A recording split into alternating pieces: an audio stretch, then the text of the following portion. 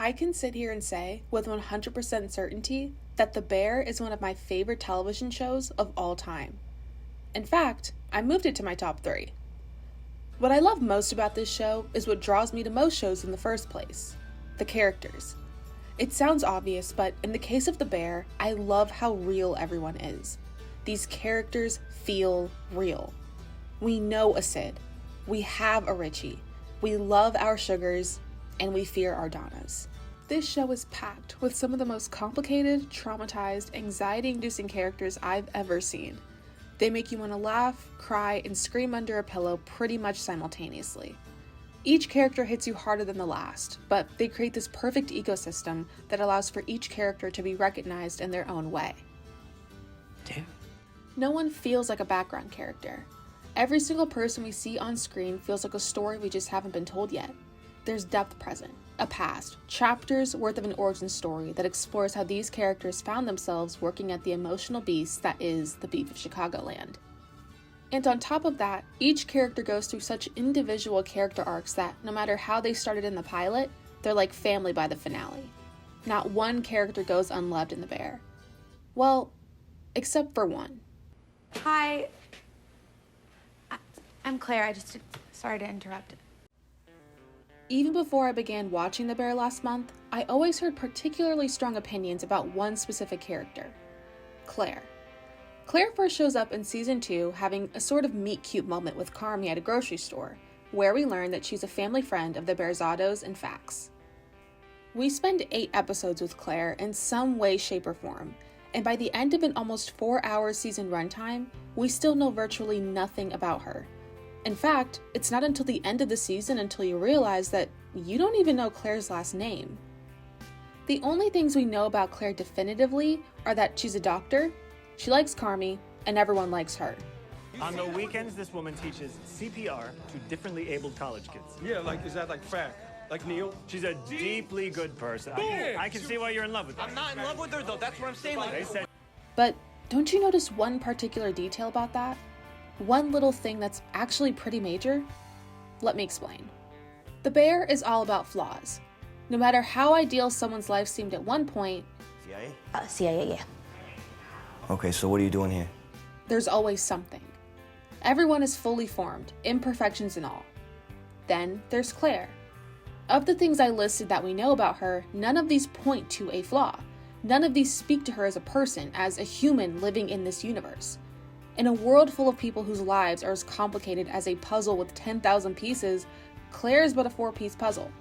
She is not fully formed. She's an idea. Claire is a concept. And that's the point. As I said before, Claire is an emergency doctor. This career stemming from a memory she has from age 6, where instead of being freaked out by her classmate's broken arm, she wanted to... I wanted to understand it. We see her depicted as the perfect friend to Kelly, consoling her like any good friend would. Instead of being absolutely put off or even at least a little hurt by Carmy giving her a fake number, this only motivates her to get his real one. She remembers what Carmy wanted to call his restaurant because... You're the bear, and I remember you. She is praised by Carmy's family who have nothing but love for her. She's quirky, speaks in riddles and quips. Claire is perfect. She is the quintessential Manic Pixie Dream Girl. Manic Pixie Dream Girls, or MPDGs, have been used time and time again for years in movies that typically center around a white man in his late teens to early 20s. She's typically described as not like other girls. Interesting capitalization. I'm a big believer in random capitalization. Her sole purpose is to bring a greater purpose to a man's life, and once that goal is complete, she disappears in one way or another. The origin of the term comes from film critic Nathan Rabin in his critique of Claire in Elizabethtown. His critique discussed how this Claire is only there to somehow help or care for the protagonist emotionally. These characters are solely there to provide some sort of character growth or life lesson to their male counterparts.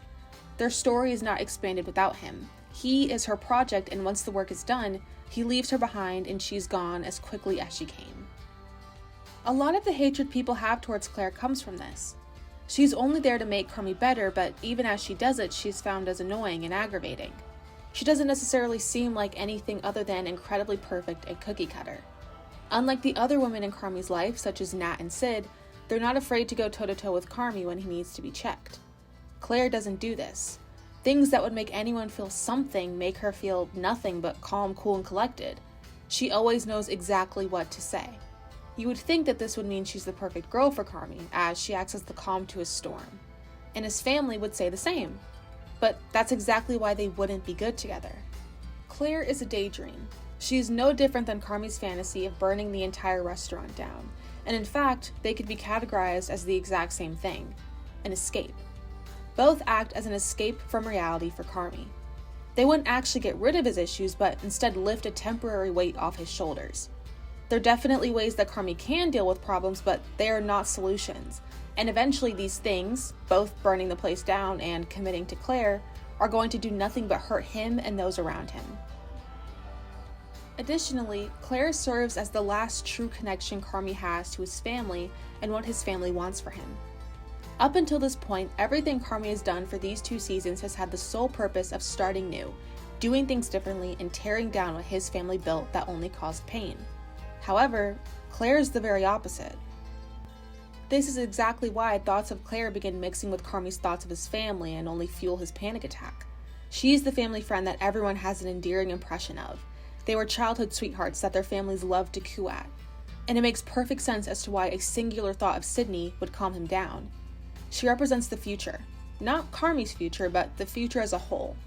We see throughout the show very obviously that Syd is just as complex as anyone else in the show and has her own issues to deal with. She walked into the beef just as determined as Carmy to make something brand new of something that hurt people for a long time. For Carmy, Syd represents hope when it comes to breathing new life into this restaurant.